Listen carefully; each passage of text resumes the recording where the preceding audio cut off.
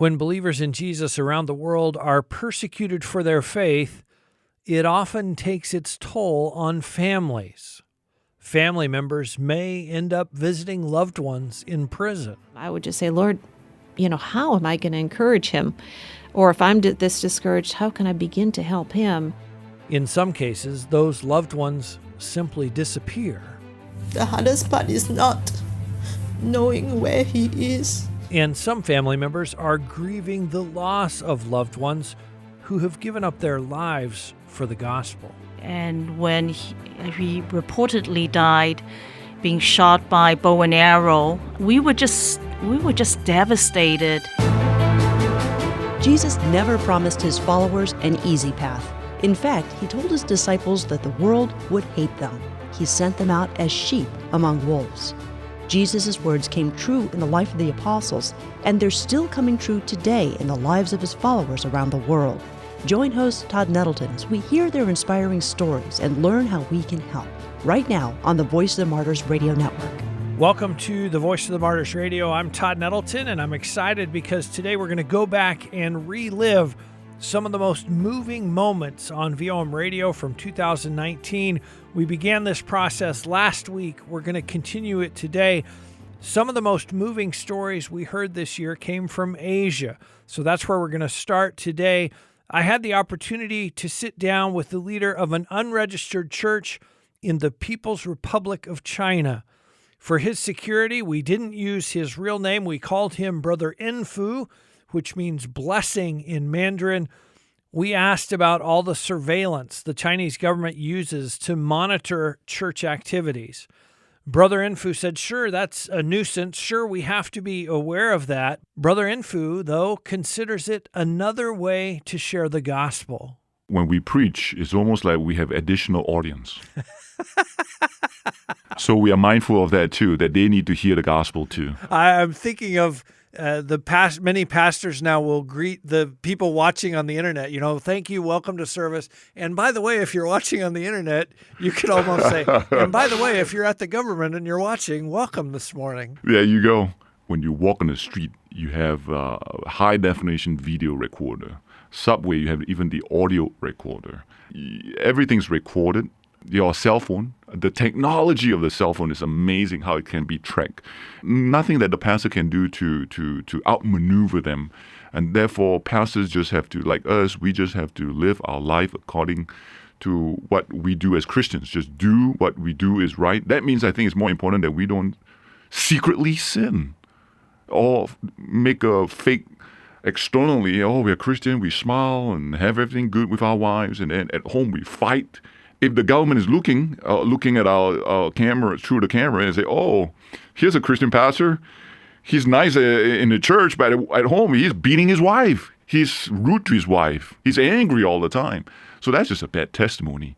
So one time in a conference, I told the pastors, you all watch 24 hours. The government knows if you love your wife or not. So love your wife. Be a good example to love your wives in public and in private. That's a good reminder to all of us from Brother Enfu, our Chinese brother. People are watching to see whether we live out our faith, whether our actions match our words. Along with Brother Enfu, we talked with the pastor of another unregistered church in China. For his security, you're just going to hear the voice of his translator. I asked him, what is it about the church that's such a threat to the Communist Party and the government in China? It's because of the growth of the Christianity in China. So the number of Christians we have now in China is about more than 110 million. So this number has overly exceeded the number of communism parties they have in China. When the police, around 40 and 50 police, came to our church, they took our stuff and took away the pastor. The second time when they came, they have about 150 to 200 police. They triple the number. So I was there, but not only me, my wife was there, and also there's another pastor there. So they took away my wife, and they took away they beat another pastor and took him away. I told them not to resist them too harshly. we can't get there. We're being chastened out by the house owner, so we're looking for places, new places. Another way a government can persecute followers of Jesus is at their place of employment. As we continue looking back on the most moving moments from 2019 here on the Voice of the Martyrs Radio, we're going to hear from Brother Josh from Camus Christian Connection. He told us about a man in Laos we're calling Pastor P. Before he became a pastor, this young man wanted to go into education. Pastor P got high grades in high school and wanted to be a school teacher. And, in Laos, in the communists, being a school teacher is a respectable job. Because, eventually you could get good pay, good pension. In his village, there was already a church. There was already some sort of solid foundation of Christianity in that village already. And so the pastor evangelized him, and he accepted Christ. But as a school teacher, that's risky. That's really dangerous. That's really dangerous.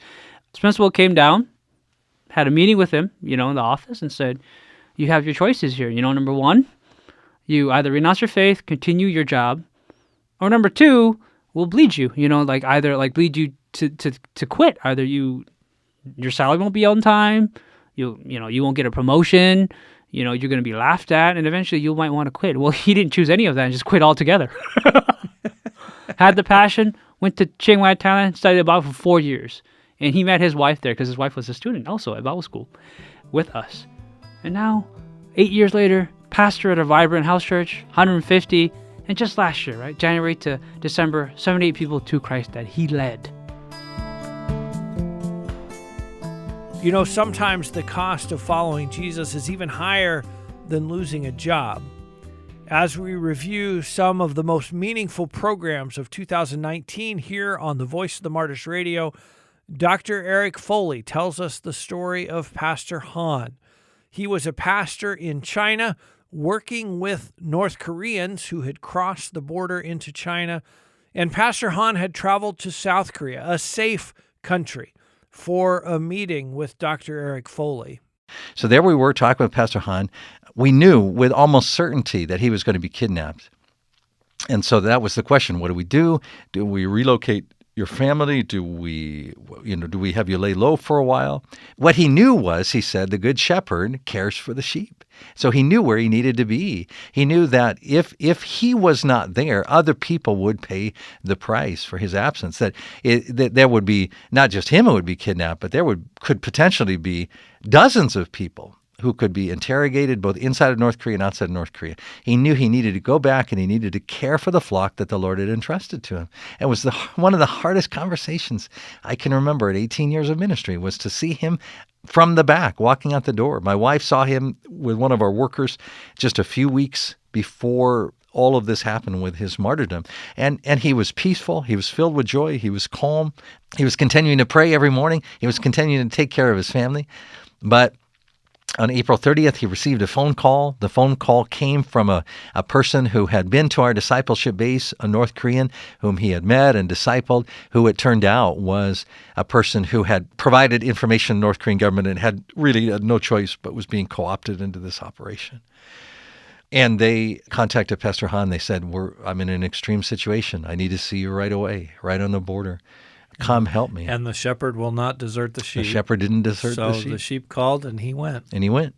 And he went to the border. And when he went to the border, he was met as he stepped out of the car by these 3 North Korean state security agents. And they have these little stiletto knives, and they do their jobs very quickly, very quietly. It's once up through the heart, once across the artery in the neck, and they're gone. But in this case, you can see the hatred that they had for Pastor Han, because they also stabbed him through the crown of the skull 7 times. They placed him back in the car to have him bleed out. And so when he was discovered, there was just thick blood, the floor of the automobile.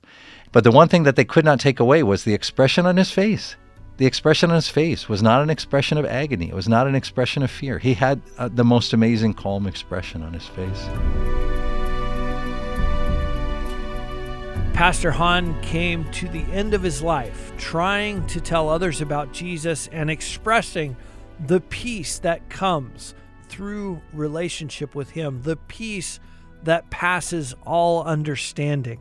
When you hear stories like the ones we've been hearing today, maybe it seems like these persecuted believers are some kind of superhero. like they have some extra faith or extra ability to endure persecution and love their enemies, something that you and I don't have. The story of Andrew and Noreen Brunson gives us maybe a picture that more of us can identify with. Pastor Brunson was imprisoned for 2 years in Turkey, and he struggled to maintain his joy in prison, maybe a lot like you think you would struggle to maintain your joy. If you missed our interviews with the Brunsons, I hope you'll go to vomradio.net and listen.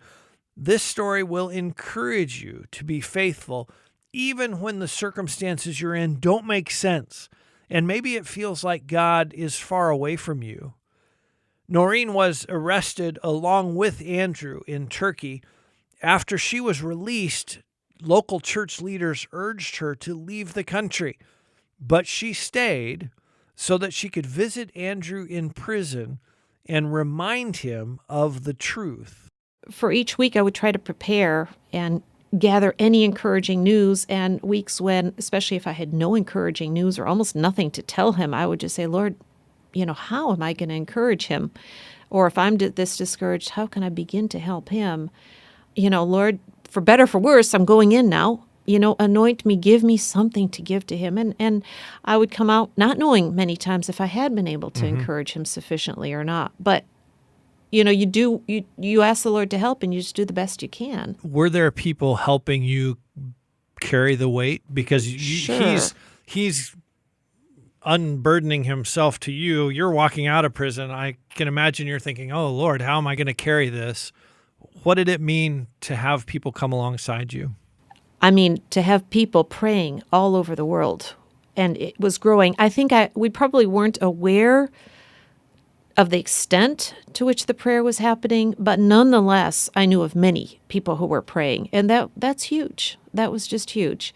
The church there where I was, my brothers and sisters there were standing with me, and the times of prayer and worship, and it was just really pressing into God. So no, I was not alone. Sometimes Pastor Andrew Brunson did feel alone in prison. He even sometimes wondered if he was losing his sanity. He writes about this in his book, God's Hostage.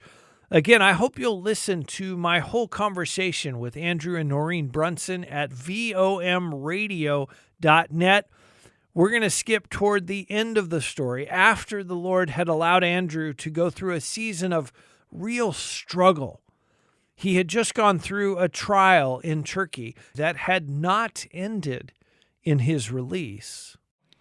Well, it was a very low point for me. So I had been pressing into God for months, and I was knocked down again. I was put in an isolation cell. I was just broken again. Now I wasn't accusing God like I did at the beginning.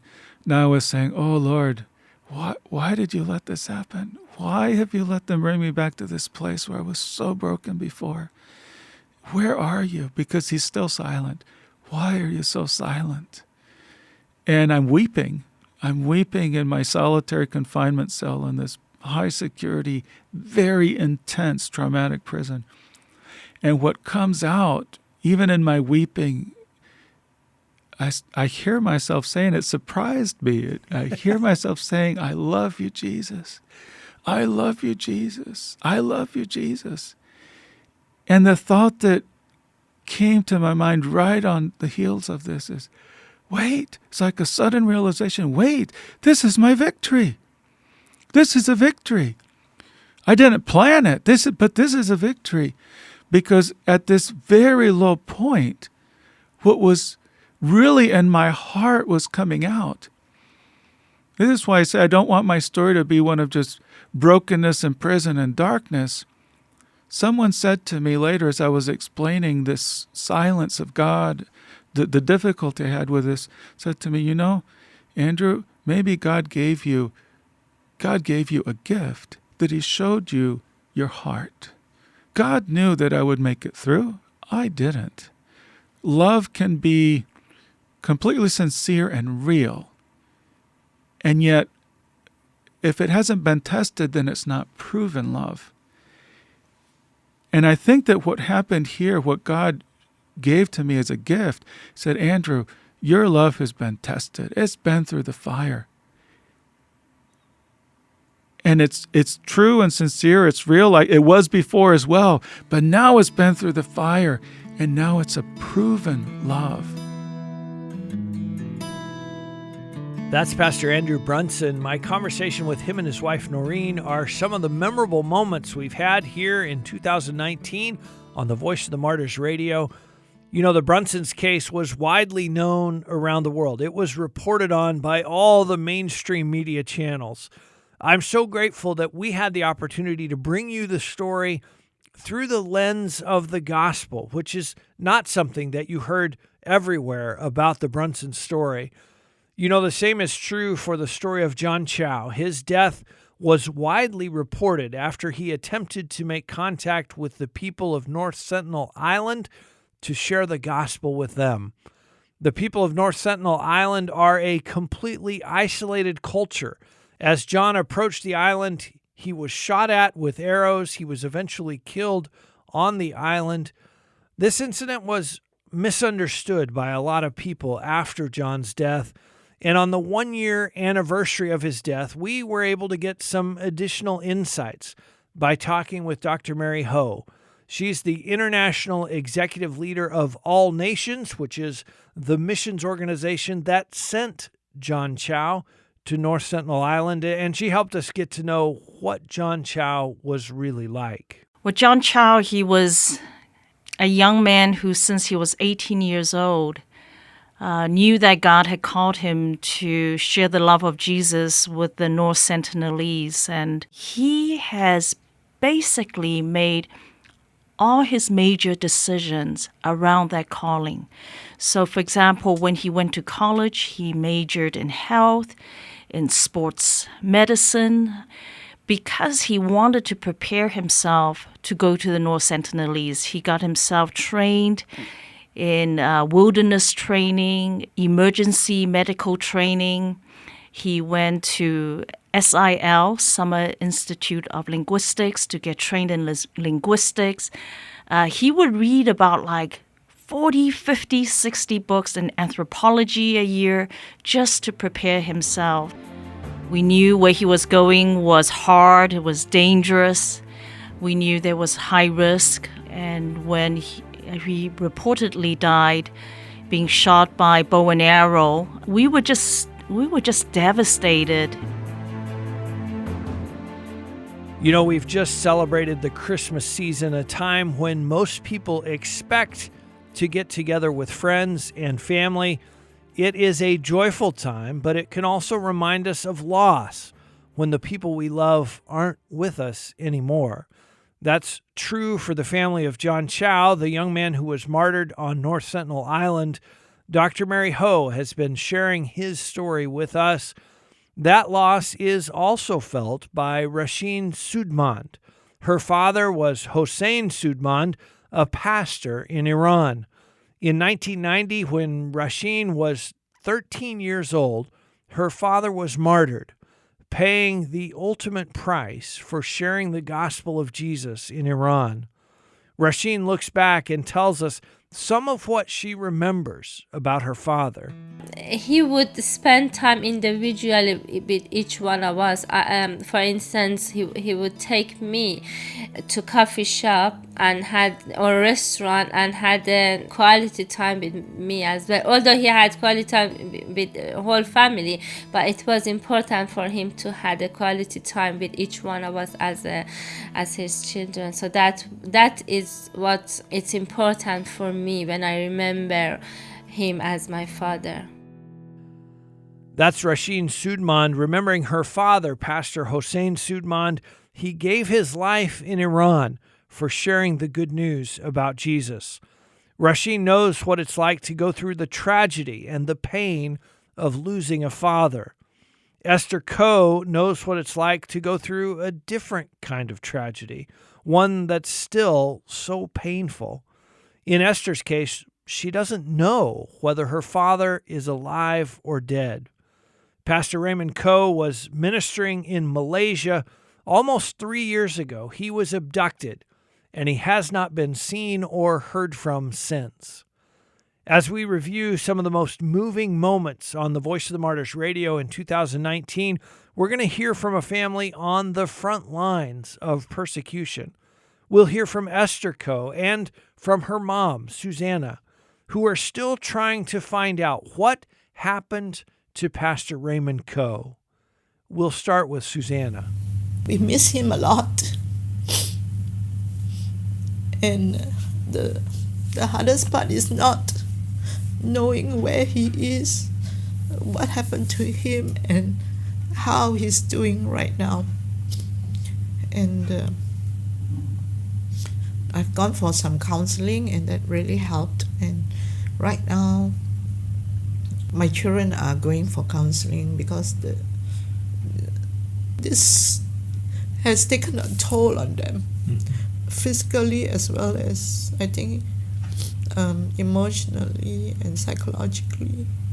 But we thank God for the Christian community and also the worldwide church that has been an encouragement to us, and they have expressed their support through prayers and sending postcards to us, and I think that really lifts up our spirits and encourage us in many ways. Yes. Here is Susanna's daughter, Esther. I feel sad that they would do something like that. But because there's no closure, we don't know what they have done exactly. How do you forgive someone whom you don't know who they are and what they have done? The case is not closed. You don't know everything, so it's hard to forgive what you don't know what has happened, and you don't know who. You don't know who the people are. I want to encourage people, and we always encourage people to pray for different situations, and we have had people praying for you and your family, and I know you've gotten some of the cards.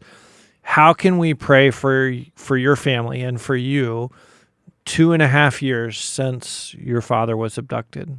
Please pray that, first of all, that Raymond will be found and he will be released, and also pray for wisdom for the family as we deal with the government and the police. And also please pray for our government that they will do the right thing and find Raymond. Amen. That's Esther Ko, a daughter who loves her dad and is trying to discover what happened after his abduction almost 3 years ago. She has given us some ways to pray, and I hope that you will pray for Susanna and Raymond and Esther and their family. I also hope that you'll take some time and sign your name to the petition that VOM launched on behalf of Raymond Ko. It is online at releaseraymond.com. Again, that website, releaseraymond.com. Take a few minutes, sign that petition demanding that the Malaysian government account for the whereabouts of this Christian pastor. You know, each week on Voice of the Martyrs Radio, we try to equip you to pray for persecuted believers around the world. If you appreciate the insights that you've heard today and the insights about how to pray more effectively, I hope you'll dig into the archives at vomradio.net. You can find my complete conversation with Susanna and Esther Ko and all of the guests that you've heard today on VOM Radio. We're calling this the best of 2019, but sadly, we didn't have time to review all the programs I would have liked because it was such a full year of blessing and ministry here at Voice of the Martyrs Radio. So I hope you'll go to the archives at vomradio.net and dig in and listen to some of the great conversations we've had this year. Next week, we're going to start the new year by hearing from Jonathan Ekman. He's the Vice President for International Ministry here at the Voice of the Martyrs. We're going to talk about VOM's overseas work in 2020. We're going to talk about some of the challenges, some of the things that Jonathan is excited about, and we're going to equip you to pray for VOM and for our workers who travel into and out of hostile and restricted nations around the world. Please join us again next week right here on the Voice of the Martyrs Radio Network.